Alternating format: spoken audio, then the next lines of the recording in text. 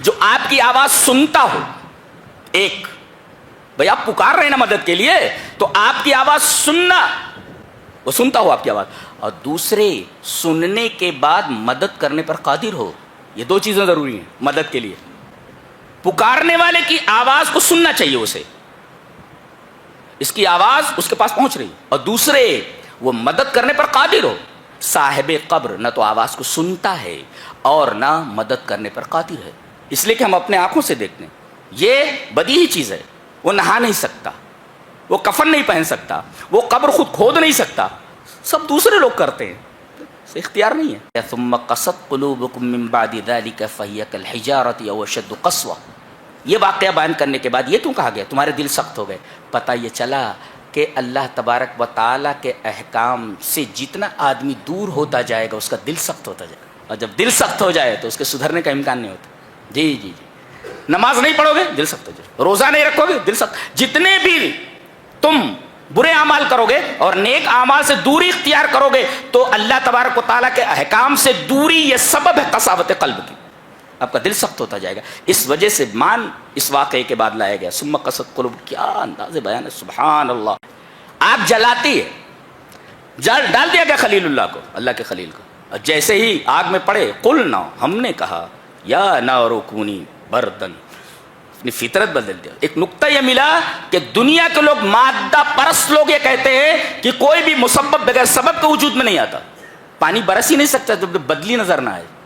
جی اللہ فرماتا ہے ہم بغیر بادل کے برسات کر سکتے ہیں. دنیا یہ کہتی ہے جب تک سبب نہ ہو مسبب وجود میں نہیں ہوتا. اللہ تبارک و تعالیٰ نے اپنے بنائے ہوئے قوانین کو توڑ کر کے بتایا کہ ہر چیز، ہر مسبب سبب کا محتاج نہیں ہوتا. ہم جب چاہیں تب اپنے بنائے ہوئے قانون کو توڑ دیں. ہم اپنے بنائے ہوئے قانون کے محتاج نہیں، اس کے پابند نہیں ہم. اللہ اکبر. ہم اپنے بنائے ہوئے قانون کے پابند نہیں ہیں، یہ ہمارا رب ہے. الحمدللہ رب العالمین والصلاة والسلام علی سید الانبیاء والمرسلین وعلی آلہ وصحبہ اجمعین. اما بعد، بسم اللہ الرحمن الرحیم. قرآن حکیم کا پہلا پارہ آپ نے ابھی قیام اللیل میں سماعت کیا. سب سے پہلے ہم دیکھتے ہیں کہ سورۃ الفاتحہ ہے. یہ قرآن حکیم کی سب سے عظیم الشان سورہ ہے. نماز جیسی عبادت میں اگر یہ سورہ نہ پڑھی جائے تو نماز نہیں ہوتی. دلیل کے طور پر یہ حدیث سامنے رکھیں. وعن عبادہ بن الصامت رضی اللہ تعالی عنہ ان رسول اللہ صلی اللہ علیہ وسلم قال لا صلاة لمن لم يقرأ بفاتحة الكتاب. رواہ البخاری فی کتاب الاذان. امام بخاری اس حدیث کو کتاب الاذان میں لائے ہیں. عبادہ بن صامت اس روایت کے راوی، وہ فرماتے ہیں کہ نبی اکرم صلی اللہ علیہ وسلم نے ارشاد فرمایا کہ اس آدمی کی نماز ہوتی ہی نہیں ہے جو نماز میں سورہ فاتحہ نہ پڑھے، چاہے وہ سری نماز ہو، جہری نماز ہو، امام ہو، مقتدی ہو. ایون نماز جنازہ میں بھی اگر یہ سورہ نہ پڑھی جائے تو نماز جنازہ نہیں ہوتی. دلیل یہ حدیث پاک. وعن طلحہ بن عبد اللہ بن عوف انہ قال صلیت خلف ابن عباس رضی اللہ تعالی عنہما علی جنازۃ فقرأ بفاتحة الكتاب قال لیعلموا انها سنۃ. رواہ البخاری فی کتاب الجنائز. امام بخاری اس حدیث کو ایسے ہی کتاب الجنائز میں لائے ہیں. راوی حضرت عبداللہ ابن عباس. حضرت طلحہ ابن عبداللہ ابن عوف کہتے ہیں کہ میں نے حضرت عبداللہ ابن عباس رضی اللہ تعالی عنہما کے پیچھے نماز جنازہ پڑھی. ایک آدمی کی نماز جنازہ میں نے ان کے امامت میں پڑھی تو انہوں نے سورہ فاتحہ پڑھی اور زور سے پڑھی، اور یہ بیان فرمایا یہ میں نے زور سے اس وجہ سے پڑھا ہے تاکہ تم جان لو کہ نماز جنازہ میں سورہ فاتحہ پڑھنا سنت ہے نبی کی. جی یہ بخاری شریف کی روایت. اس کے بغیر تو کوئی نماز ہوتی ہی نہیں ہے. پہلی بات تو یہ معلوم. اس کے بعد ہم یہ دیکھتے ہیں کہ یہ ایسی عظیم سورہ ہے کہ اس کے اندر تمام دعاؤں میں سب سے عظیم دعا موجود ہے. اگر کسی آدمی نے یہ سورہ نہیں پڑھی تو سب سے بڑی دعا سے محروم ہو گیا.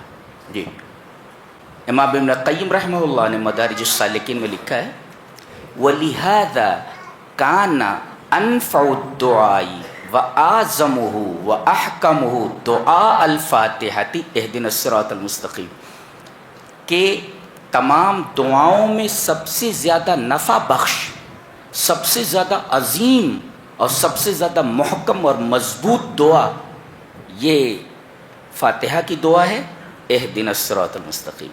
گویا اگر کوئی آدمی یہ سورہ نہیں پڑھتا ہے تو سب سے عظیم دعا سے محروم ہو جاتا ہے. اس کے بعد ہم دیکھتے ہیں کہ پہلی آیت ہے الحمدللہ رب العالمین، دوسری آیت ہے الرحمن الرحیم، اور یہ تیسری آیت دکھائی دے رہی ہے مالک یوم الدین. الحمدللہ رب العالمین کا ربط الرحمن الرحیم سے ہے. کیسے؟ اس طرح کہ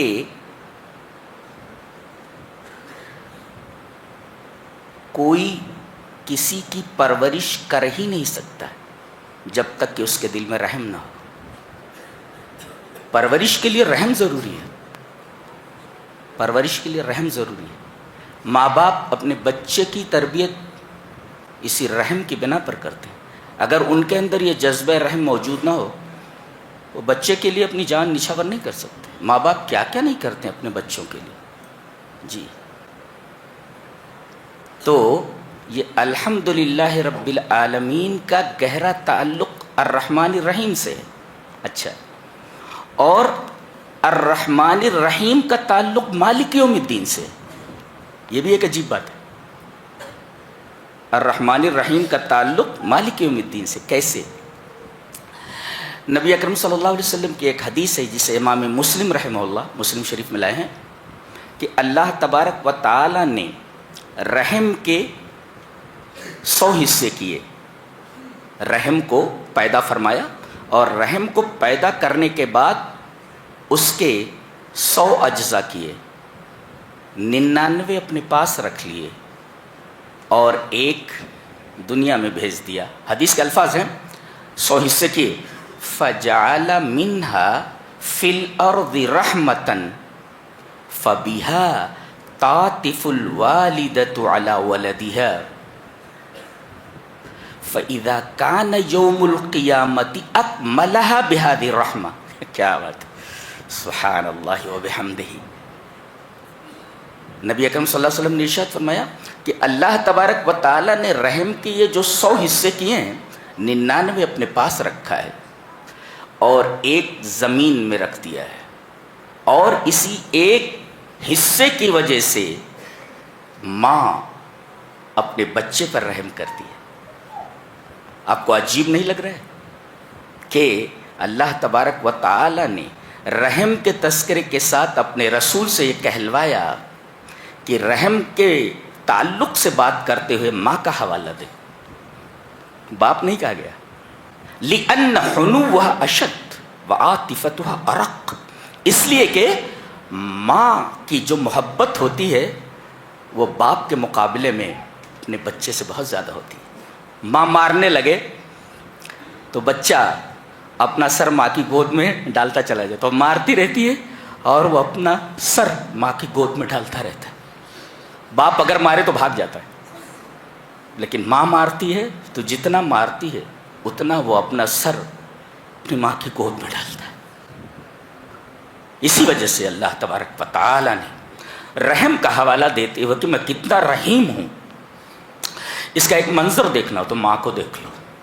فَبِهَا تَعْطِفُ الْوَالِدَةُ عَلَى وَلَدِهَا، بڑی عجیب بات ہے. رحم کا حوالہ دیتے ہوئے اللہ تبارک و تعالیٰ کے ماں کی تمثیل دی گئی، ماں کی مثال دی گئی، والدہ کی. فَبِهَا تَعْطِفُ الْوَالِدَةُ لَلْوَالِدِ فَبِهَا تَعْطِفُ الْوَالِدَةُ عَلَى وَلَدِهَا. اچھا، تو ماں جب ایک رحم کے حصے سے اتنی محبت کرتی ہے، میرا خیال ہے کہ اگر بچہ پورے بدن کا خون مانگے تو ماں پیچھے نہیں ہٹی،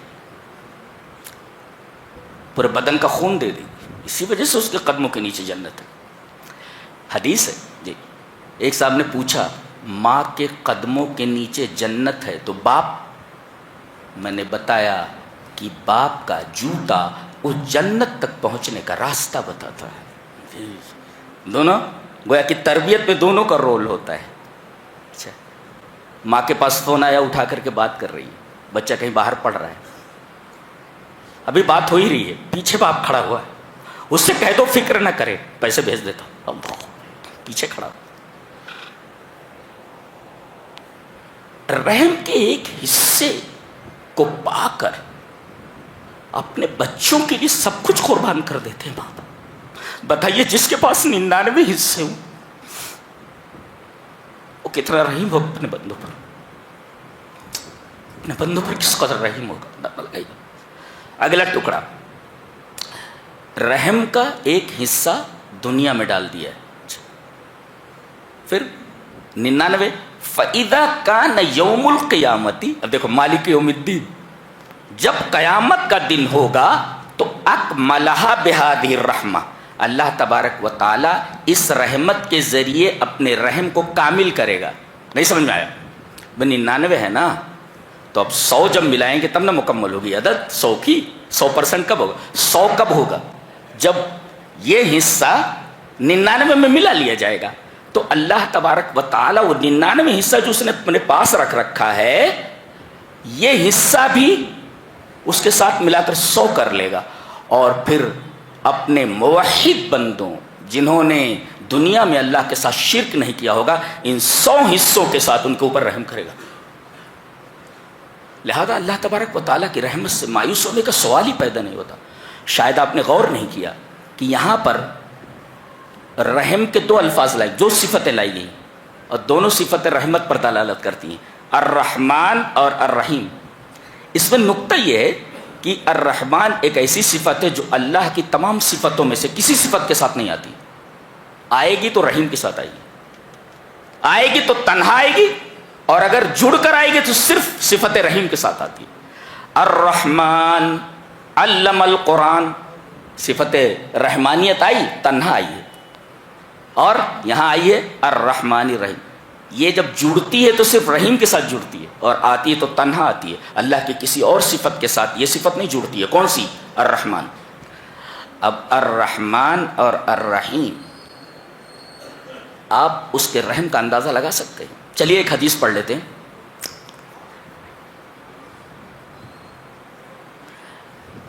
وعن ابن عباس رضی اللہ تعالی عنہما ان النبی صلی اللہ علیہ وسلم قال لما اغرق اللہ فرعون قال آمنت انہ لا الہ الا الذی آمنت به بنو اسرائیل فقال جبریل یا محمد فلو رأیتنی وانا اخذ من حال البحر فادسه فی فیہ مخافت ان تدرکہ رحمت. رواہ الترمذی فی کتاب تفسیر القرآن. حضرت امام ترمذی رحمہ اللہ اس حدیث کو ترمذی شریف کتاب ابواب تفسیر القرآن میں لائے ہیں، جہاں قرآن کی آیتوں کی تفسیر کی ہے نبی اکرم صلی اللہ علیہ وسلم نے. فرماتے ہیں کہ نبی اکرم صلی اللہ علیہ وسلم نے ارشاد فرمایا کہ جب اللہ نے فرعون کو بحر قلزم میں ڈبویا، جب ڈوبنے لگا تو ساری ہیکڑی ہوا ہو گئی. زندگی بھر کہتا رہا انا ربکم الاعلی، میں تمہارا سب سے بڑا رب ہوں. جب ڈوبنے لگا، موت کو اس نے سامنے دیکھا تو ساری ربوبیت بھول گیا. کہاں کی بادشاہت، کہاں کی علو، کہاں کا علو اور کہاں کی بلندی، سب بھول گیا. کہنے لگا آمنت، میں ایمان لایا، انہ لا الہ الا، اس ذات کے علاوہ کوئی معبود نہیں جس ذات پر بنو اسرائیلی ارے اتنا گھما پھرا کر کہنے کی کیا ضرورت تھی؟ بول دیتا نا لا الہ الا اللہ. تو یہ بول رہا ہے میں ایمان لایا اس بات پر کہ نہیں ہے کوئی معبود سوائے اس کے جس پر بنی اسرائیلی یہ لمبا چوڑا کر رہا ہے بندہ. اس حضرت جبرائیل فرما رہے ہیں، کہہ رہے یا محمد، اے محمد صلی اللہ علیہ وسلم، میں وہاں حاضر تھا. اللہ، دیکھو میرے رونگٹے کھڑے ہوئے. آپ دیکھ رہے ہیں کہ یہ فرشتہ جو نبی پر قرآن لے کر آتا تھا، یہ ہزاروں سال پہلے اس وقت بھی موجود ہے موسیٰ کے ساتھ جب فرعون ڈوب رہا ہے. تو عجیب و غریب بات ہے. یہ فرشتہ کیسا عجیب فرشتہ ہے. جبرائیل وہاں موجود ہیں ہزاروں سال پہلے، فرعون کے ڈوبتے وقت وہاں موجود ہیں، اور وہ نبی سے کہہ رہے ہیں کاش آپ دیکھتے کہ میں سمندر کی گہرائی سے کیچڑ نکال رہا تھا. آج بڑی بڑی مشینیں سمندر کی گہرائی کو ناپ نہیں سکتی ہیں، یہ فرشتہ نیچے جا کر کے اس کیچڑ نکال کر کے لا رہا ہے. کیسا فرشتہ ہے، کتنا طاقتور ہے، کتنا طاقتور ہے. ان کو گیس کی ضرورت نہیں، ان کو ماسک کی ضرورت نہیں، دریا کی سمندر کی گہرائیوں میں چلے جاتے ہیں. کہا کہ آپ دیکھتے کہ میں سمندر کی گہرائیوں سے کیچڑ نکال کر کے لایا اور میں اس کے منہ میں ٹھونس رہا تھا. فَأَدُسُّهُ فِي فِيهِ، اس کے منہ میں ٹھونس رہا تھا میں. کیوں؟ کہا کہ مخافۃ ان تدرکہ الرحمہ، ایسا نہ ہو کہ اللہ تبارک تعالیٰ کو اس کے اوپر رحم آ جائے، اسے بخش دے. اللہ اکبر. فرعون یہ ظلم کا استعارہ ہے. فرعون جب بولتے ہیں تو آدمی کے ذہن میں ظلم ہی ظلم نظر آتا ہے. جو اپنی بیوی کو تپتے ہوئے عرض پر، تپتی ہوئی زمین کے اوپر لٹا کر کے ہاتھوں اور پیروں میں کیلیں ٹھونک دے، مرنے کے لیے چھوڑ دے، کتنا ظالم ہوگا اندازہ لگائیے آپ. تو فرعون کا لفظ جب بولا جاتا ہے تو ذہن میں ظلم کی مختلف انواع گھومنے لگتی ہیں. گویا کہ فرعون کا لفظ یہ ظلم کا استعارہ ہے. ایسے ظالم کے بارے میں وہ کہہ رہے ہیں کہ میں ڈرا کہیں اللہ تبارک و تعالیٰ اس کے اوپر نہ رحم کر دے. مخافۃ ان تدرکہ الرحمہ. اللہ، سمجھ میں آیا کتنا رحیم ہے وہ. جی جی. ایک چیز اور سمجھ میں آئی کہ الحمدللہ رب العالمین کا تعلق الرحمن الرحیم سے کیوں ہے. الحمدللہ، اس کے بعد الرحمن، الحمدللہ رب العالمین الرحمن. چلیے وہ حدیث دیکھ لیتے ہیں، اس کے بھی ترمذی ابواب تفسیر القرآن میں لائے ہیں. نبی اکرم صلی اللہ علیہ وسلم نے ارشاد فرمایا لما خلق اللہ آدم ونفخ فیہ روح عطسا، عطسا فقال الحمد للہ فحمد اللہ بإذنہ فقال له ربه رحمك اللہ یا آدم. رواه الترمذی فی ابواب تفسیر القرآن. اللہ کے رسول صلی اللہ علیہ وسلم نے ارشاد فرمایا جب اللہ تبارک و تعالی نے حضرت آدم کا پتلا جنت میں بنایا، پتلا بہت دنوں تک ویسے کھڑا رہا، مٹی کا بنا ہوا. اللہ تبارک تعالیٰ نے جب اس کے اندر روح پھونکی، پتہ یہ چلا کہ انسان صرف جسم نہیں ہے، مادہ نہیں ہے، بلکہ روح اور جسم کا مرکب ہے. تو جس طریقے سے جسم کی کچھ ڈیمانڈ ہیں اور اسے پورا کرنا پڑتا ہے، اسے روح کی بھی ڈیمانڈ ہے، اس کو پورا کرنا ضروری ہے. جی. تو اللہ تبارک و تعالیٰ نے جب ان کے اندر روح پھونکی تو جب روح سر میں پہنچی، روح جب سر میں پہنچی تو انہیں چھینک آئی، اسنیز کیا انہوں نے، کہا الحمدللہ. پہلے ان کی زبان سے نکلا، ہمارے ابا کی زبان سے کیا نکلا؟ الحمدللہ. اللہ کی تعریف نکلی. اور ان کو کیسے پتا چلا کہ یہ بولنا چاہیے؟ آگے جواب دیا گیا فحمد اللہ بإذنہ، اللہ نے ان کو سکھایا اور اللہ کے اذن سے وہ بولے کہ چھینک آئے تو کیا کرنا چاہیے. انہوں نے کہا الحمدللہ. فقال له ربہ، تو ان کے رب نے ان سے کہا رحمک اللہ یا آدم، اے آدم اللہ تیرے اوپر رحم کرے. آپ دیکھ رہے ہیں آپ، الحمدللہ انہوں نے کہا تو اللہ نے فرمایا اللہ تیرے اوپر رحم کرے. یہ الحمدللہ رب العالمین کا ربط ہے الرحمن الرحیم سے، سمجھ میں. اور پھر الرحمن الرحیم کا تعلق، اس کا ربط مالک یوم الدین سے ہے.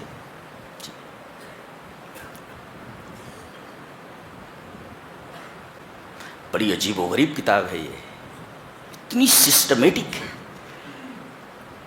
دنیا میں سائنس کی کتاب ہے لیکن مانن ان کے اندر سائنس موجود. یہ لفظوں کی سائنس ہے، کائنات میں سے کتاب موجود نہیں. جو لفظ جہاں رکھ دیا گیا ہے وہاں سے اس لفظ کو ہٹا کر اس کے معنی میں کوئی اور لفظ وہاں رکھ دیا جائے، وہ معنی نہیں بنتا. جی نہیں بنتا. لفظوں کی سائنس ہے، کائنات میں ایسی کتاب موجود نہیں ہے، آپ سمجھ لیں. اچھا، اس کے بعد آپ دیکھیں گے کہ فرمایا گیا ایاک نعبد و ایاک نستعین.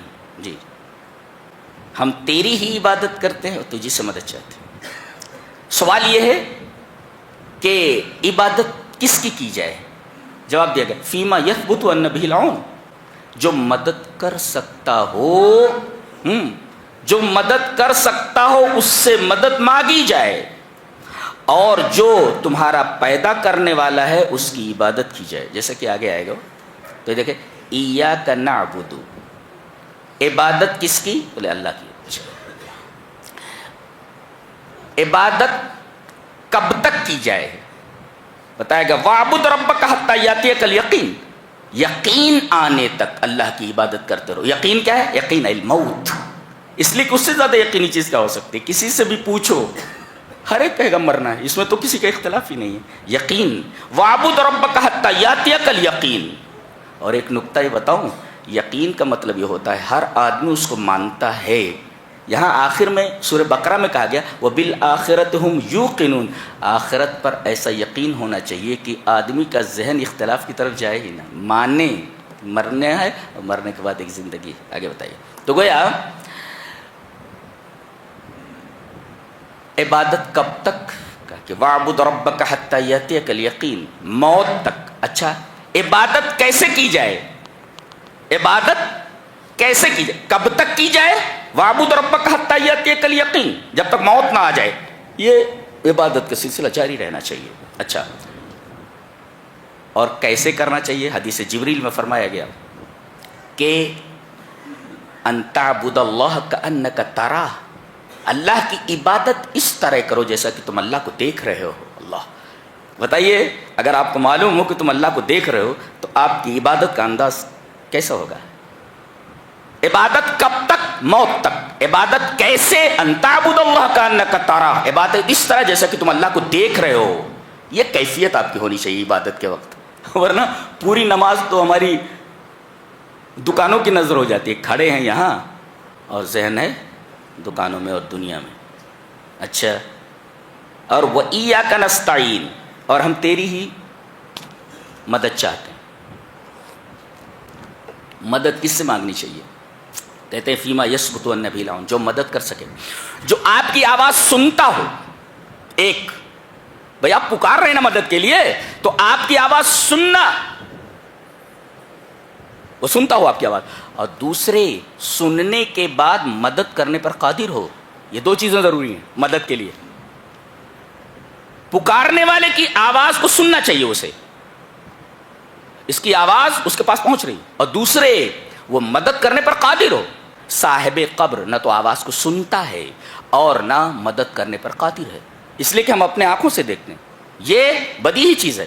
وہ نہا نہیں سکتا، وہ کفن نہیں پہن سکتا، وہ قبر خود کھود نہیں سکتا، سب دوسرے لوگ کرتے ہیں، اختیار نہیں ہے.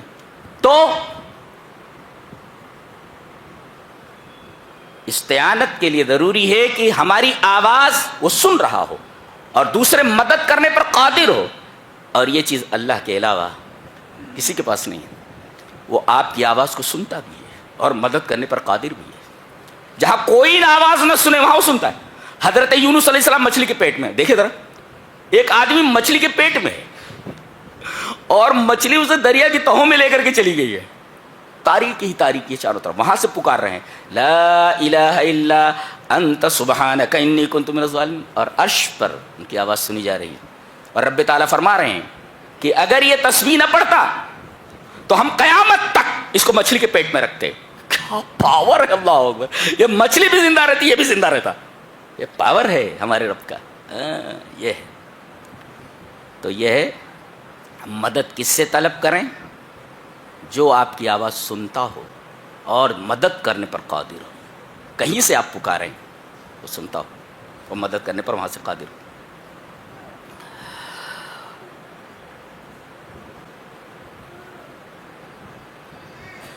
اس کے بعد ہم دیکھتے ہیں سورہ بقرہ ہے. سورہ بقرہ یہ قرآن حکیم کی سب سے بڑی سورہ ہے. اس کے اندر علماء نے لکھا ہے کہ 1000 امر ہے. امر کا مطلب ڈو اٹ، کرو. امر کسے کہتے ہیں؟ ڈو اٹ، سے کرو. 1000 امر ہیں. یعنی یہ کہا گیا یہ 1000 چیزیں ایسی ہیں کہ you have to do it, تمہیں کرنا ہی ہے، ڈو اٹ، کرو اس کو. اچھا، اور 1000 نہیں ہے، یعنی ڈونٹ ڈو اٹ، اسے تمہیں نہیں کرنا ہے. 1000 احکام ایسے ہیں جن کے بارے میں کہا گیا کہ you have to do it, یعنی ڈو اٹ، کرو. اور 1000 احکام ایسے ہیں جن کے بارے میں کہا گیا ڈونٹ ڈو اٹ، اسے نہیں کرنا ہے. 1000 امر اور 1000 نہیں، اور 1000 خبر ہے. خبر کا مطلب اطلاع دی جا رہی ہے کہ یہ چیزیں ذہن میں رکھو، تمہیں معلوم نہیں ہے. اس طرح یہ سورہ کریمہ جو 1000 امر، 1000 نہیں اور 1000 خبر لیے ہوئے ہے، زندگی کا ایک نظام کامل لیے ہوئے ہے. یہ سورہ پورا نظام زندگی اپنے اندر لیے ہوئے ہے. اتنی عجیب و غریب سورہ ہے یہ معمولی سورہ نہیں ہے. بتائیے، 1000 امر، 1000 نہیں، 1000 خبر، پورا نظام زندگی، منہج شامل الحیات، پوری زندگی کے لیے ایک مکمل ضابطہ حیات ہے خالی یہی سورہ. کون سی ایسی سورہ ہے جس میں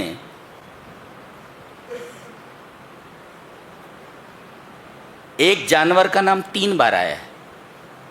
یہی سورہ ہے. وہ کون سا جانور ہے؟ العجل، گائے کا بیٹا، گائے کا بچہ، العجل. عجل مانے بچڑا. ایک تو یہ، اور اس سورہ کریمہ میں سب سے بڑا ظالم کس کو کہا گیا ہے؟ وَمَنْ أَظْلَمُ مِمَّنْ مَنَعَ مَسَاجِدَ اللَّهِ أَنْ يُذْكَرَ فِيهِ اسْمُهُ وَسَعَىٰ فِي خَرَابِهَا، جو مساجد میں آنے سے روکے، سب سے بڑا ظالم ہے وہ، اور اس کے ویران ہونے کی کوشش کرے، ویران کرنے کی کوشش کرے کہ مسجد ویران ہو جائے، لوگ نہ آئیں وہاں، سب سے بڑا ظالم وہ ہے. تو اس سورہ کریمہ میں کس کو سب سے بڑا ظالم کہا گیا ہے؟ جو مساجد میں آنے سے روکے کہ وہاں اللہ کا ذکر کرے وہ، اور دوسرے یہ کہ اس کی ویرانیت کا، اس کی ویرانی کا سبب بنے. اچھا، وہ کون سا نبی ہے کہ جس کا ذکر 11 مرتبہ آیا سورت کے اندر؟ وہ سورہ کون سی ہے؟ یہی سورہ ہے. وہ کون سے نبی؟ حضرت موسیٰ. یہ 22 سورہ ہے، 11 مرتبہ حضرت موسیٰ علیہ السلام کا ذکر آیا ہے. اور ہمارا بڑا گہرا تعلق موسیٰ علیہ السلام سے ہے، بنی اسرائیل سے. جی، نبی کریم صلی اللہ علیہ وسلم معراج میں گئے تو آپ کو پہلے 50 نمازیں دی گئیں. جی جی، حدیث صحیح ہے، 50 نمازیں دی گئیں. نیچے جب آئے حضرت موسیٰ علیہ السلام نے پوچھا کیا ملا تحفے میں؟ کہا نمازیں ملی 50 وقت. کہا کہ آپ کی امت اس کو سنبھال نہیں پائے گی، کم کروائیے. آپ گئے، کچھ کم ہوئی. موسیٰ علیہ السلام نے کہا پھر سے جائیے اور کم کروائیے. کرتے کرتے وہ 0 وہاں سے ہٹ گیا، صرف 5 بچی. حدیث میں ہے آواز آئی کہ اے میرے بندے، اے میرے رسول، یہ نماز 50 وقت کی فرض ہوئی تھی، اب 5 کر دی گئی ہے، لیکن ثواب 50 کا رکھ دیا گیا ہے. یعنی کوئی آدمی اگر 5 وقت کی پابندی کر لے تو 50 وقتوں کی نماز کا ثواب اسے دے دیا گیا ہے. یہ حدیث صحیح ہے. نہیں تو سارا کام دھام چھوڑ کر کے مسجد میں آدمی کو بیٹھے رہنا پڑتا. یہ اس نبی کا احسان ہے ہم لوگوں کے اوپر. جی، کم کرواؤ، کم کرواؤ، کم کرواؤ. اس میں بھی کم کروا رہے تھے. حضرت موسیٰ بولے جائیے اور کم کروائیے. مجھے امت کو ڈیل کرنے کا بڑا گہرا تجربہ ہے، میں آپ سے پہلے ہوں، میں نے دیکھا امت کیسے ہوتی ہے. کم کروائیے. کہا کہ اب مجھے اپنے رب کے پاس جاتے ہوئے شرم آتی. جی، تو یہ سورہ بقرہ ہے. اس میں سب سے پہلے جو ہے ذالک الکتاب، کتاب تو سامنے ہے، دس بک ایسا بولنا چاہیے نا. اللہ فرما رہا دیٹ بک، وہ کتاب تو سامنے ہے. یہ کہنا چاہیے ھذا الکتاب لا ریب فیہ، اس کتاب کے اندر کوئی شک نہیں. یہ کہا جا رہا ہے ذالک الکتاب لا ریب، وہ کتاب کون سی؟ یہاں بتایا گیا کہ ھذا کے بجائے، دس کے بجائے دیٹ جو لایا گیا ہے. نقطہ یہ ہے کہ اس کی بلندی کی طرف دیٹ کے ذریعے اشارہ کیا جاتا ہے. کوئی چیز دور ہو تو وہ ایسا that boy who is running on the road, تو یہ وہ ایسا کرتے. وہ کہا گیا ہے یہ کتاب جو ہے نا وہ ہے. وہ کون سی؟ جہاں اتنی دور ہے، وہ اشارے بعید ہے، اتنی دور ہے جہاں محرفین کے تحریف کے ہاتھ وہاں تک نہیں پہنچ سکتے کہ اس کتاب میں تحریف کر سکیں. جی، وہ اتنی دور ہے کہ پرانی نہیں ہو سکتی. ہمیشہ نئی نئی چیزیں سامنے آتی ہیں. اور یہ کتاب ایسی ہے جو شک سے بہت دور ہے. یہ کتاب ایسی ہے جو تعارض اور اختلاف سے بہت دور ہے. یہ ذالک لا کر کے جو بتایا گیا کہ دور، اشارے بعید جو لایا گیا، کیوں لایا گیا؟ یہ بتانے کے لیے. آگے دیکھیے منافقین کی ایک کیفیت بیان کی جا رہی ہے، بہت غور سے سنیے، بہت پیاری بات کی جا رہی ہے. یہاں کہا گیا جب ان سے کہا جاتا ہے کہ زمین میں فساد مت کرو، وَإِذَا قِيلَ لَهُمْ لَا تُفْسِدُوا فِي الْأَرْضِ قَالُوا إِنَّمَا نَحْنُ مُصْلِحُونَ أَلَا إِنَّهُمْ هُمُ الْمُفْسِدُونَ وَلَكِنْ لَا يَشْعُرُونَ. یہ کتاب یہ انداز بیان خود بتا رہا ہے الگ ترتیب، یہ جو آیات ہیں کہ یہ اللہ کا کلام ہے، اس لیے کہ اس طریقے کی مراعات لفظیہ، لفظوں کی رعایت کوئی امی نہیں کر سکتا. امی، ہمارے نبی امی تھا، الذی لا یقرأ ولا یکتب، جو نہ پڑھ سکے جو نہ لکھ سکے، وہ الامی. ایسی مراعات لفظیہ کیسے لا سکتا ہے؟ دیکھو کیسے کہا، زمین میں فساد نہ کرو، اور آخر میں کہا گیا لیکن یہ محسوس نہیں کرتے. دیکھو کیوں؟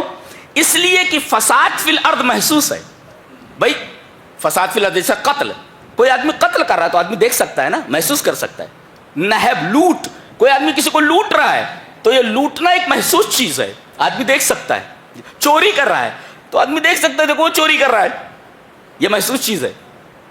اس وجہ سے وَلَكِنْ لَا يَشْعُرُونَ لایا گیا، احساس، اس لیے کہ فساد فی الارض اور افساد فی الارض کا تعلق احساس سے ہے.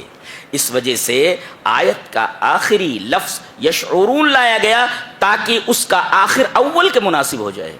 کیسی مراد لفظی ہے. اچھا، اس کے بعد کہا جا رہا وَإِذَا قِيلَ لَهُمْ آمِنُوا، جب ان سے کہا جاتا ہے ایمان لاؤ، جیسا کہ صحابہ ایمان لائے، تو یہ کہتے ہیں ہم اس طرح ایمان لائے جیسے بیوقوف ایمان لائے، یعنی صحابہ کو بیوقوف کہہ رہے.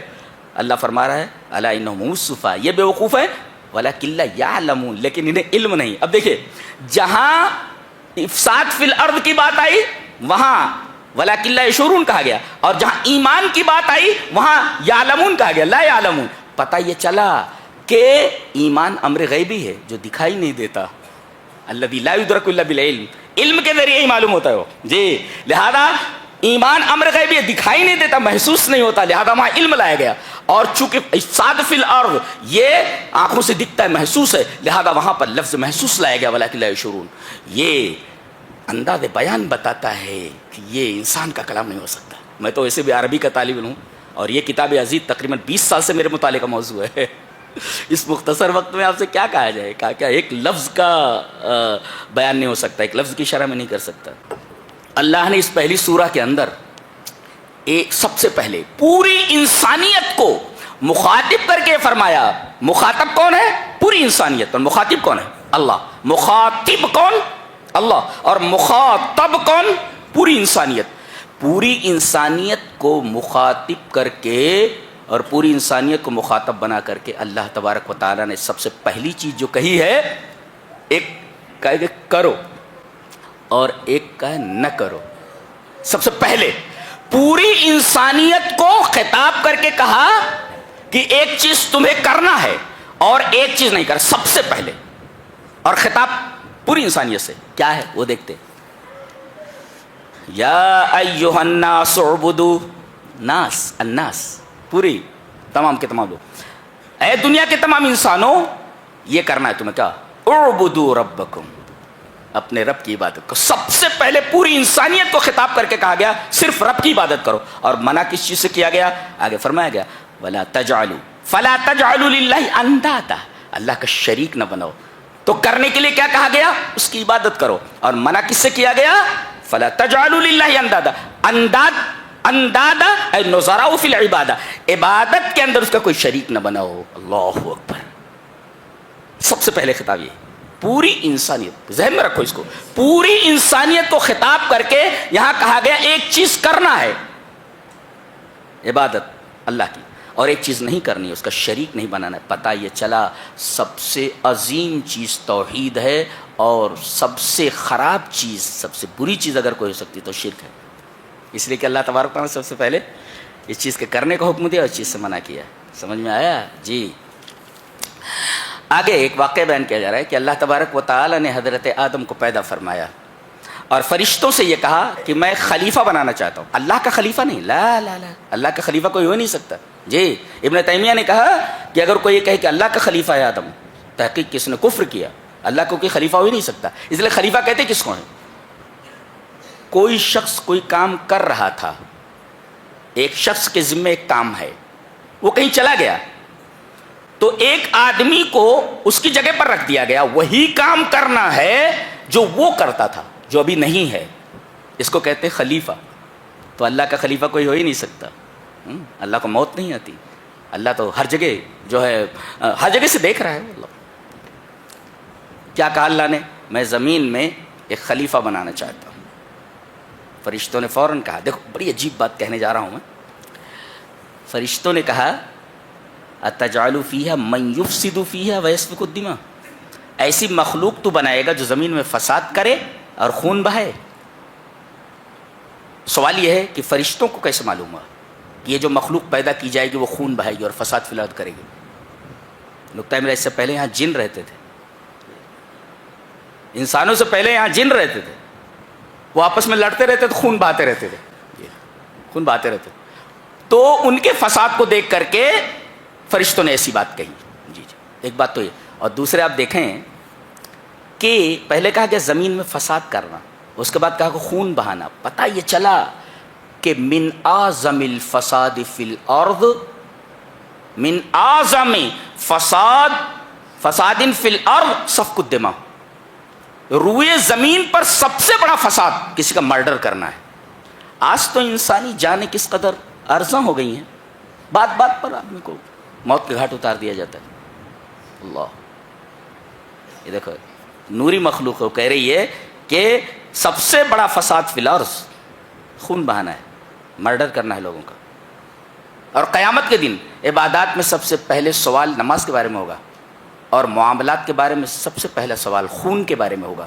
اور یہ اتنا بڑا گناہ ہے کہ سب سے پہلا گناہ جس نے کیا یہ قتل والا, وہ قابیل ہے, آدم کا بیٹا ہے. اب جتنے بھی قتل ہوں گے اور قتل کا جو گناہ رہے گا اس کا ایک حصہ اس کے اوپر لادا جاتا رہے گا قیامت تک. نقطہ یہ ملا کہ کوئی ایسی غلط سنت چھوڑ کر نہ جاؤ کہ تمہارے بچے اس کی اقتدا کریں. اگر کوئی غلط طریقہ چھوڑ کر کے گئے ہیں اور بچے اس کے اوپر چل رہے ہیں تو آپ کو اس کا گناہ برابر ملتا رہے گا. جی جی, یہ بات بتائیے. اچھا, کیا اللہ مشورہ طلب کر رہا ہے فرشتوں سے کہ میں زمین میں خلیفہ بنانے جا رہا ہوں, آپ کا کیا خیال؟ لا لا, اللہ لا یحتاج الی مشورہ. اللہ تبارک تعالیٰ کسی مشورے کا محتاج نہیں ہے, وہ بتا رہا ہے, خبر دے رہا ہے. اور یہ سن کر کے فرشتوں نے کہا رب تعالیٰ تو ایسی مخلوق بنائے جو فساد فی الارض کرے, خون بہائے. تو کیا یہ فرشتوں کا اعتراض تھا اللہ تبارک تعالیٰ کے اس فیصلے پر؟ لا لا لا, فرشتے نوری مخلوق ہے, وہ اللہ کے کسی فیصلے پر اعتراض کیسے کر سکتے ہیں؟ وہ یہ کہہ رہے ہیں کہ رب تعالیٰ یہ مخلوق کون سی بنانے جا رہا ہے, اگر ہماری عبادت میں کوئی کمی ہے تو ہم جاننا چاہتے ہیں.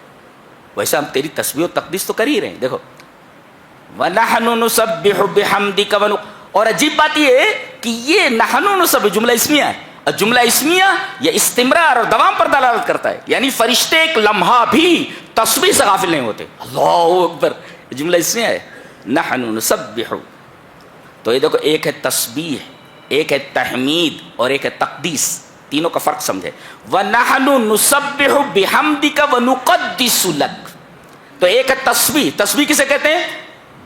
نفی ما لا یلیق بہ, اللہ تبارک و تعالی سے ایسی صفات کی نفی کرنا جو اس کے شایان شان نہیں ہے. ایسا نہیں, جیسے اللہ لا ینام, اللہ سوتا نہیں ہے. اللہ لا یموت, اللہ مرتا نہیں ہے, اسے موت نہیں آتی. اور اللہ لا یاکل, اللہ کھاتا نہیں ہے. لا تاخذہ سنۃ ولا نوم, اللہ کو جو ہے اونگ آتی ہے اور نہ نیند آتی ہے. تو یہ نہیں آتی نہیں آتی نہیں آتی, تو گویا کہ آپ عیوب کی نفی کر رہے ہیں اللہ تبارک تعالیٰ سے. یہ تسبیح ہے, اللہ تبارک تعالیٰ سے عیوب کی نفی کرنا. سونا عیب ہے جی, اللہ اگر سو جائے ایک لمحے کے لیے کائنات کا کیا ہوگا؟ تو اللہ لا ینام, اللہ سوتا, اللہ کھانے کا محتاج نہیں ہے. اللہ لا یاکل تو نہیں ہے نہیں ہے نہیں، یہ ہے تسبیح. اور تقدیس کسے کہتے ہیں؟ اس بات ما یلیق بھی، ان تمام صفات کا اس بات کرنا جو اس کے شایان شان ہے. کیا؟ اللہ رحیم، اللہ غفور، اللہ رحمان، اللہ رحیم وغیرہ، یہ ساری چیزیں. اللہ رازق، اللہ رزاق. تو یہ ساری چیزیں جو آپ ثابت کر رہے ہیں یہ ہے تقدیس.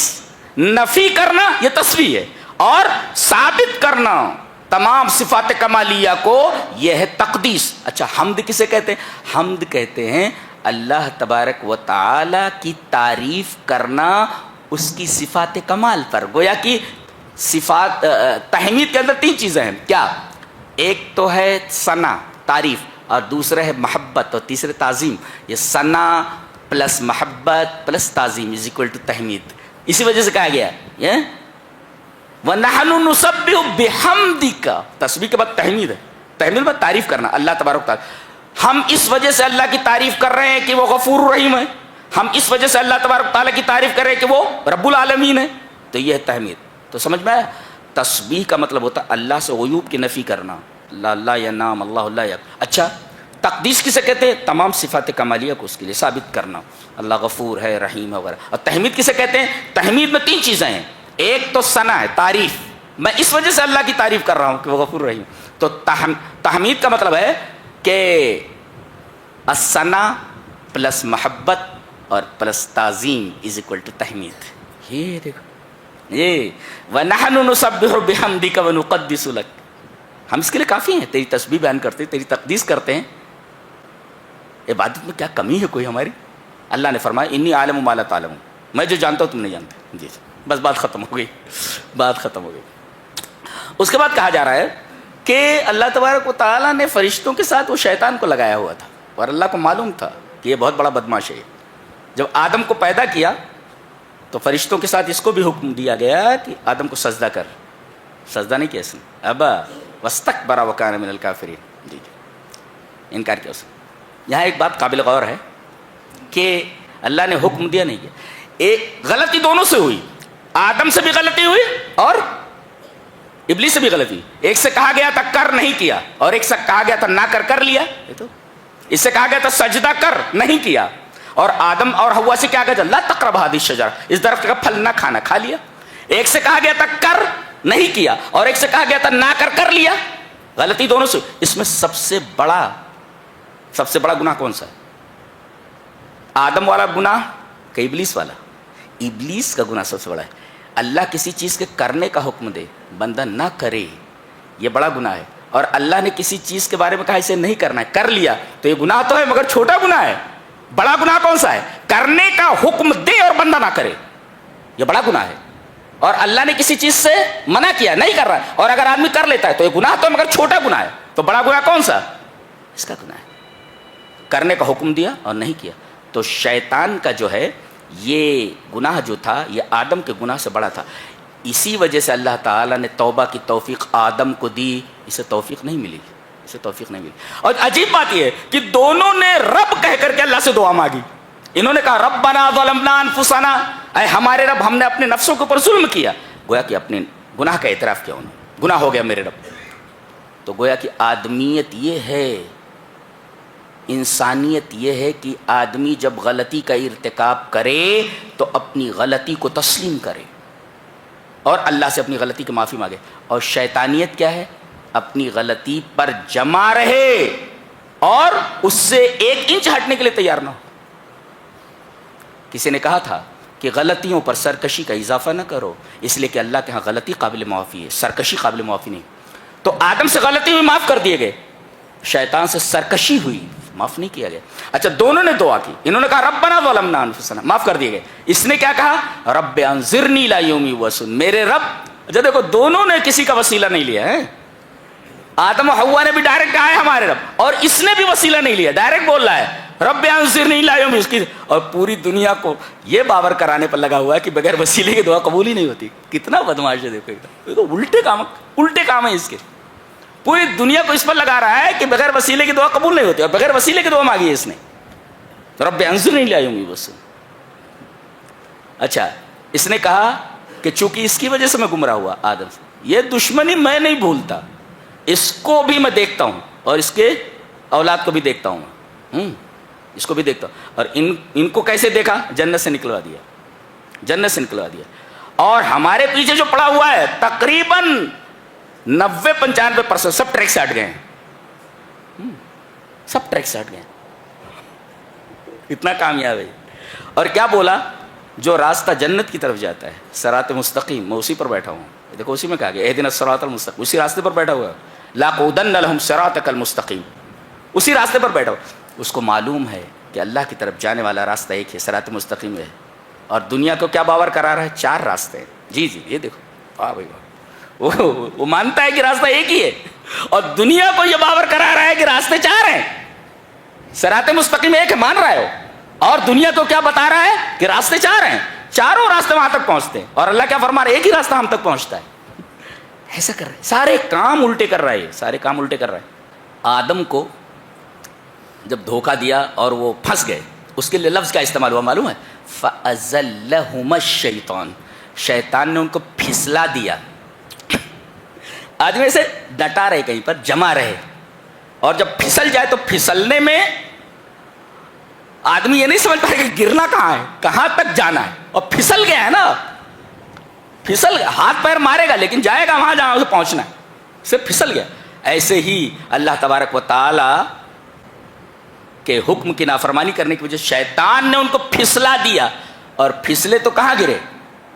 اللہ نے فرمایا قُلْنَا اهْبِطُوا مِنْهَا جَمِيعًا، چلو اوپر سے نیچے آ جاؤ، یہ پھسلنا ہے۔ آدمی پھسلتا ہے تو تھوڑی دور تک جاتا ہے اور وہاں گرتا ہے، یہاں عالم یہ ہے کہ ڈائریکٹ جنت سے نکالے گا اور زمین پر بھیج دیے گئے، اس سے بڑا حبوط کیا ہو سکتا ہے؟ اور ایک نقطہ یہ ملا، آدمی اگر گناہ کرتا ہے تو اسے بلندی سے پستی کی طرف بھیج دیا جاتا ہے، لہذا گناہوں سے بچو کہ تمہیں بلندی سے پستی کی طرف بھیج دیا جائے، پھینک دیا جائے تم کو، جس طرح تمہارے باپ کو تمہاری ماں کو بھیج دیا گیا تھا۔ جی ایک نقطہ لے کر جاؤ آج، یہ دیکھیے حضرت موسیٰ علیہ السلام اور بنی اسرائیل کا بیان ہو رہا ہے، راتوں رات نکل پڑے ہیں یہ بنی اسرائیل کو لے کر کے، کون؟ موسیٰ علیہ السلام بحر کلزم پر پہنچے، فرعون کو معلوم ہو گیا، ایک لشکر جرار لے کر کے ان کے تعاقب میں، ان کے چیس کرتا ہوا وہاں تک پہنچا، سامنے بہتا ہوا سمندر ہے اور ادھر ہے دشمن، ادھر جائیں تب بھی موت، اور یہاں اس طرف جائیں موت، موت دونوں طرف ہے، موت دونوں طرف ہے۔ دریا میں گئے تو وہ چھوڑنے والا تھوڑی ہو، ڈوب جاتے ہیں، گویا کہ انہوں نے سمجھ لیا تھا کہ اس طرف اگر گئے دریا میں تو موت ہے، سب کو یقین تھا کہ اس میں ہماری ہلاکت ہے۔ رب تعالیٰ نے وہاں سے راستہ نکال دیا جہاں یہ سمجھ رہے تھے کہ ہمارے لیے یہ ہلاکت کا سبب ہے۔ تو تم اللہ والے ہو جاؤ، راستہ بند ہو تو راستہ کھل جاتا ہے۔ دیکھیں دریا بہہ رہا ہے، خوفناک ہے، آدمی کودے مر جائے، لیکن اللہ تبارک تعالیٰ نے دریا ہی میں سے راستہ دے دیا، جہاں سے بچنے کا سوال پیدا نہیں ہوتا تھا وہاں سے نکال دیا۔ تو آدمی تصور بھی نہیں کر سکتا کہ ہم کہاں سے بچ سکتے ہیں، اللہ تبارک و تعالیٰ نے ایک بند چیز کو کھول دیا، اور اس کے لیے لفظ کیا استعمال کیا؟ وہی فرقنا بکم البحر، فرق کا مطلب ہوتا ہے، فرق کہتے ہیں مانگ کو، مانگ کہتے ہیں بیچ سے اسے نکالا گیا تو کچھ بال ادھر آ گئے کچھ بال ادھر آ گئے، تو بیچ میں جو وہ مانگ بولتے ہیں اس کو مانگ، ایسے ہی دریا میں اور راستہ بن گیا۔ فرق کسی کو بولتا ہے؟ فرق عجیب بات ہے، جس کو سمجھ رہے تھے کہ اس میں ہلاکت ہے، اللہ تبارک و تعالیٰ نے ان کو بچنے کا راستہ بنا دیا سمندر کو۔ تو آپ فیصلہ نہیں کر سکتے کہ یہ ہمارے لیے بہتر ہے یا ہمارے لیے بہتر نہیں ہے۔ اچھا ایک نقطہ اور، بنی اسرائیل نے یہ سمجھا کہ اس میں ہلاکت ہے تو راستہ کھول دیا گیا، اچھا ٹھیک ہے، راستہ کھلنے کے بعد کیا ہوا؟ فَأَنْجَيْنَاكُمْ، ہم نے تم کو نجات دے دی، تم بچ گئے اس راستے۔ فرعون اور اس کے لشکر نے دیکھا کہ اس راستے سے بنی اسرائیل بچ کر نکل گئے ہیں، ہم بھی بچ کر نکل جائیں گے، گئے اور ڈوب گئے۔ ایسا دیکھو راستہ ایک ہے، مگر ایک کے لیے وہ کشادگی مصیبت بن گئی، موت کا سبب بن گئی، اور ایک کی نجات کا سبب بن گئی۔ راستہ ایک ہی ہے، راستہ ایک ہے، اس کا مطلب یہ ہوا کہ ساری چیز اللہ تبارک و تعالیٰ کے ہاتھ میں ہے۔ ایک کشادگی نظر آ رہی ہے سامنے. بنی اسرائیل نکل گئے اور اسی کشادگی میں جب یہ فرعون کا گزر ہوا اپنے لشکر کے ساتھ وہ ڈوب گیا.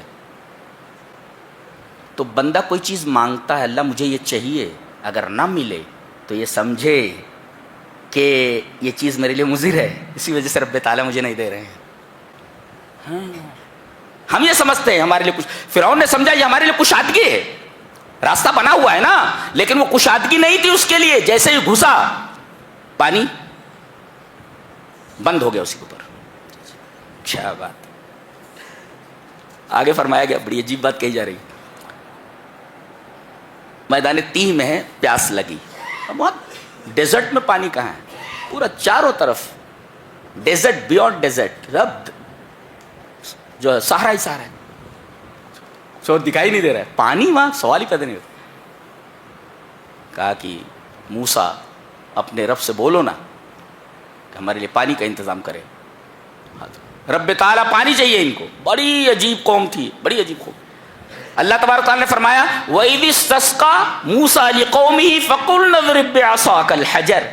موسیٰ علیہ السلام سے جب ان کے قوم نے کہا کہ پانی چاہیے تو انہوں نے اللہ سے دعا کی, تو اللہ نے فرمایا فَقُلْنَا, ہم نے کہا کیا, اضْرِب بِّعَصَاكَ الْحَجَرَ, اپنے عصا کو, اپنی لاٹھی کو اس پتھر کے اوپر مارو. پتھر ایک ہے, انہوں نے لاٹھی ماری اور وہ پتھر پھٹ گیا اور اس سے 12 چشمے نکل پڑے. منہ اثنتا عشرۃ عینا, اثنتا عشر, 12 چشمے نکل پڑے پتھر سے. لاٹھی وہی ہے, پتھر پر مارا تو پتھر پانی بن گیا, اور جب پانی پر مارا تو پانی پتھر بن گیا. سمجھ میں آیا؟ پتھر پر مارا تو پتھر پانی بن گیا, اور وہی لاٹھی ہے, سمندر کے کنارے ہیں, اب کریں تو کیا. تو وہاں بھی اللہ نے فرمایا, یہاں کہا اضرب بعصاک الحجر, پتھر پر مارو, وہاں کہا اضرب بعصاک البحر, دریا کے اوپر سونٹا مارو, لاٹھی مارو, دریا کے اوپر راستہ بن گیا, اور دونوں طرف کا پانی کالطود العظیم, پتھر کی طرح کھڑا ہو گیا. جی عصا وہی ہے, پتھر پر مارا تو پتھر پانی بن گیا. عصا وہی ہے, پانی پر مارا پتھر بن گیا. کیسے؟ اس لیے کہ ہم نے کہا ہے. اللہ فرما رہا ہے فقلنا, ہم نے کہا. آگ جلاتی ہے, ڈال دیا گیا خلیل اللہ کو, اللہ کے خلیل کو, اور جیسے ہی آگ میں پڑے قلنا, ہم نے کہا یا نار کونی بردن, اپنی فطرت بدل دیا. ایک نقطہ یہ ملا کہ دنیا کے لوگ, مادہ پرست لوگ یہ کہتے ہیں کہ کوئی بھی مسبب بغیر سبب کے وجود میں نہیں آتا. پانی برس ہی نہیں سکتا جب بدلی نظر نہ آئے. جی اللہ فرماتا ہے ہم بغیر بادل کے برسات کر سکتے ہیں. جی ہم سبب کے محتاج نہیں, ہم سبب کے محتاج نہیں, ہم سبب کے محتاج نہیں. دنیا یہ کہتی ہے جب تک سبب نہ ہو مسبب وجود میں نہیں ہوتا. اللہ تبارک و تعالیٰ نے اپنے بنائے ہوئے قوانین کو توڑ کر کے بتایا کہ ہر چیز, ہر مسبب سبب کا محتاج نہیں ہوتا. ہم جب چاہیں تب اپنے بنائے ہوئے قانون کو توڑ دیں. ہم اپنے بنائے ہوئے قانون کے محتاج نہیں, اس کے پابند نہیں. اللہ اکبر, ہم اپنے بنائے ہوئے قانون کے پابند نہیں ہیں. یہ ہمارا رب ہے, یہ ہمارا رب ہے. سمجھ میں آیا؟ جی آگے ایک واقعہ بیان کیا جا رہا ہے. ایک مرڈر ہو گیا تھا. کہاں؟ موسیٰ علیہ السلام کے زمانے میں. قاتل نہیں مل رہا تھا. ہو از دا کلر, قاتل کون پتہ نہیں چل رہا تھا. اب یہ لوگ آئے, کہا کہ موسیٰ اپنے رب سے بولو کہ وہ بتائے کہ قاتل کون ہے. اللہ تبارک تعالیٰ نے اس کا ایک حل بتایا. کیا؟ کہا کہ ایک گائے ذبح کرو اور اس کا ایک حصہ لے کر کے وہ مردے سے لگاؤ, مس کرو, مردہ زندہ ہو کر کے بتا دے گا کہ میرا قاتل کون ہے. اچھا, اب یہ آنا کانی کرنے لگے. کیوں؟ یہ سورہ کریمہ بقرہ کے نام پہ ہے. کیوں؟ اس لیے کہ قصۃ البقرہ قصۃ مرکزی ہے, مرکزی قصہ یہ اسی گائے کا قصہ ہے. اسی وجہ سے اسی کے نام سے یہ سورہ رکھی گئی, سورہ بقرہ. اچھا, گائے کو ذبح کرنے کا حکم کیوں دیا گیا گائے کو؟ کیونکہ ان لوگوں نے بچڑے کی پوجا کرنی شروع کر دی تھی. کہا کہ ماں ہی کو مار دو, ماں کو ذبح کر دو, تاکہ پتہ چلے کہ جس نے پیدا کیا ہے وہ کچھ نہیں کر سکتی تو یہ کیا کر لے گا. جی لِأَنَّهَا ام الاجل, اس لیے کہ وہ بچڑے کی ماں ہے. اور یہ لوگ بچڑے کی پوجا کرنے لگے تھے حضرت موسیٰ علیہ السلام کوہ طور پر جب چلے گئے تو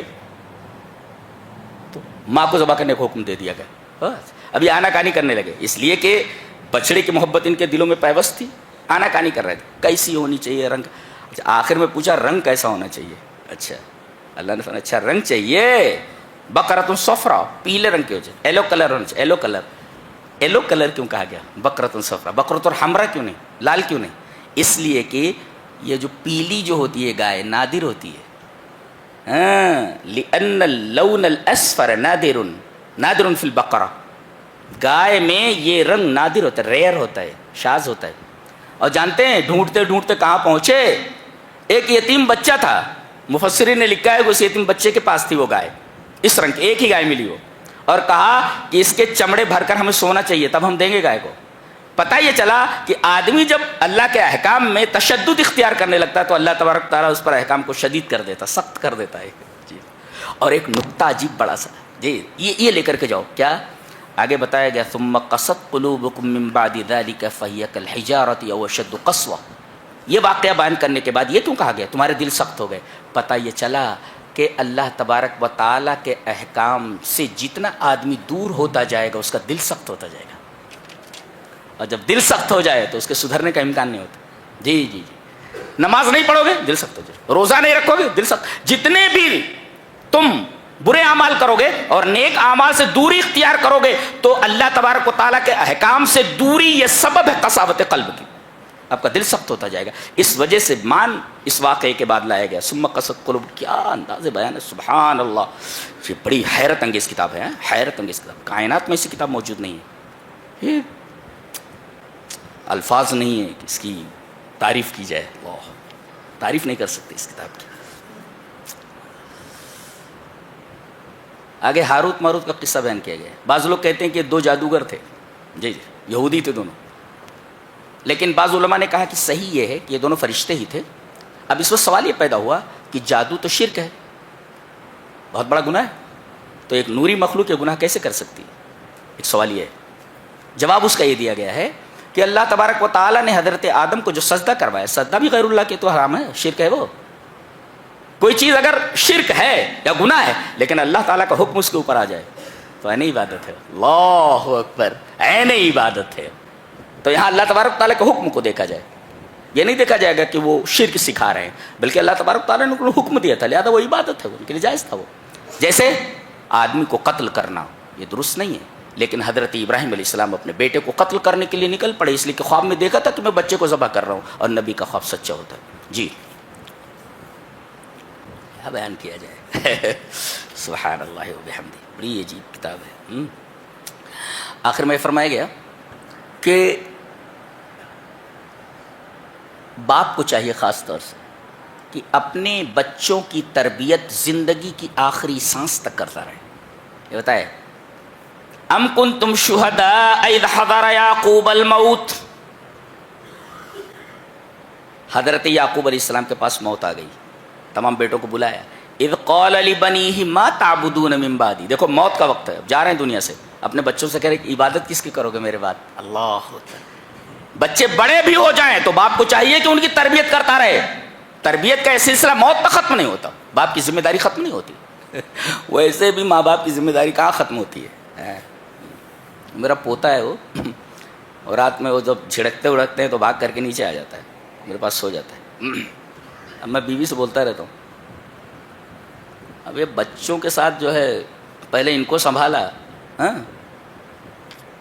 ان کے لیے ٹینشن لیا، اب یہ دیکھو دوسرا ٹینشن کھڑا کر کے بیٹھے، اب ان کو سنبھالو. پہلے بیٹوں کو بچوں کو سنبھالا، اب ان کو سنبھالو، ان کے بچوں کو سنبھالو، بچوں کو سنبھالو ان کے. تو یہ زندگی آدمی یہ سمجھتا ہے کہ اب مجھے آرام مل جائے گا، اب مجھے آرام مل جائے گا. آرام کبھی بھی نہیں ملتا. جی مصیبتوں کا سلسلہ موت تک ختم نہیں ہوتا. ہاں آدمی یہ سوچ لے کہ فلاں مقام پر جا کر کے میری ذمہ داری ختم ہو جائے گی، لا ذمہ داری ختم نہیں ہوتی، ذمہ داریاں بڑھتے رہتے، موت تک ذمہ داریوں کا یہ سلسلہ دراز. لہذا اللہ تبارک و تعالیٰ کو کبھی بند پھولو، اس کے احکام کو نظر انداز مت کرو، اور قرآن حکیم سے برابر جڑتے رہو. چلیے ابتدا ہو گئی ہے، انشاءاللہ چلتا رہے گا. وآخر دعوانا ان الحمد للہ رب العالمین.